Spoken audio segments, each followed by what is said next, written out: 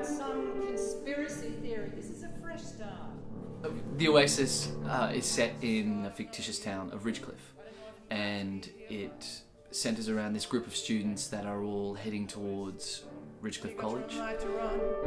Then you went and got a full-time job, but it's occurred to me that you might just be blind. And they arrive not knowing who they're meant to become, what they're meant to do, and I think they're all disconnected from life in this age of technology. You know, everyone's down on their phones and everyone's doing all this stuff. What I can see and what I can say, it's so obvious, such a shame. There's a lot we could change, but you don't notice at all.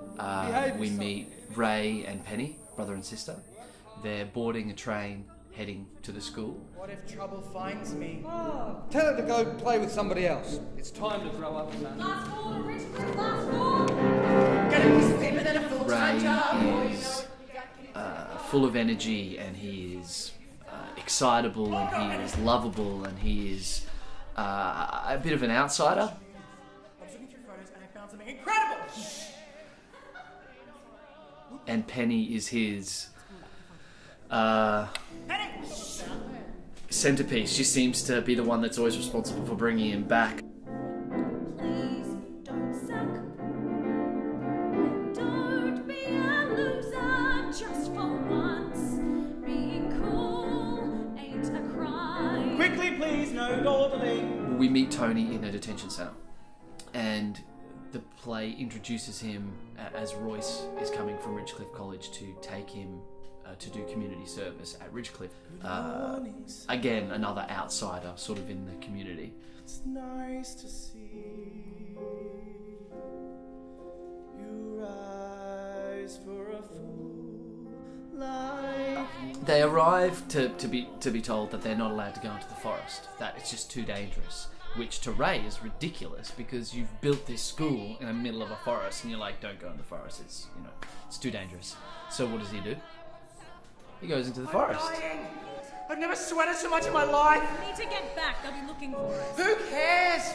Don't you want to know what's out here? No! You can't just run off like that. We can see the fence line. Look, nothing bad is going to happen. Oh, here's a sign. And there on the grounds they find hidden away in the forest that they're not allowed to go into because of cliffs and because of sinkholes and because of the natural danger that's in a forest. They're not allowed in there, and they haven't been for generations, and stumbles upon this cave with a beautiful blue light coming out of it. What is this place?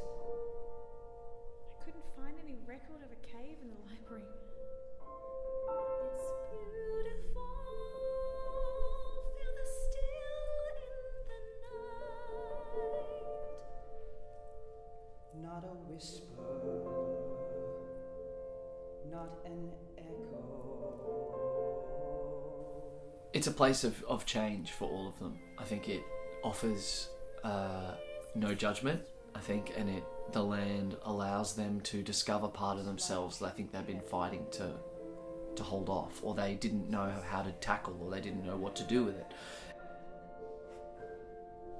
See how the waters reflecting the sky.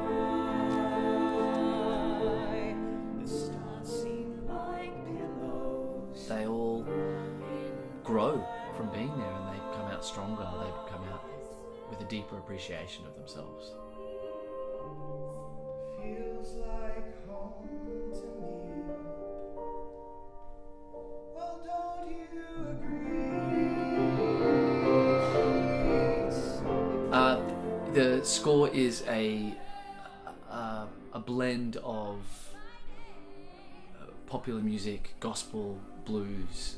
It's sheer unbridled pop music. So it's a contemporary musical, a rock and roll score.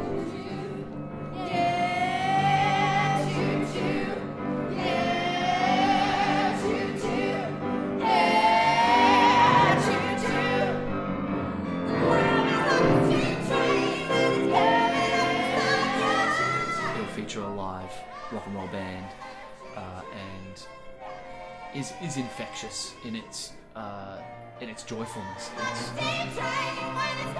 very contemporary in that way. That It's pop music.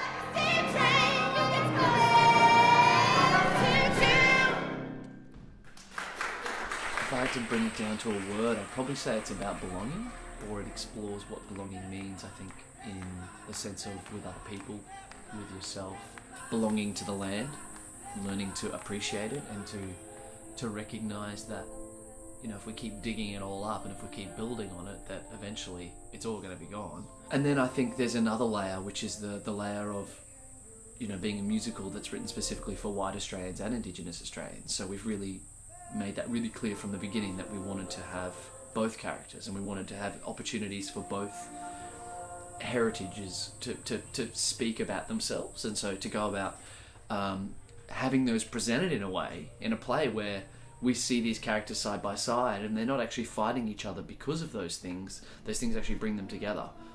Their differences sort of become the thing that unifies them and solves the problems. And the hope is that we all leave as an audience not seeing the differences in each other, but seeing the similarities we have and what we have to offer each other.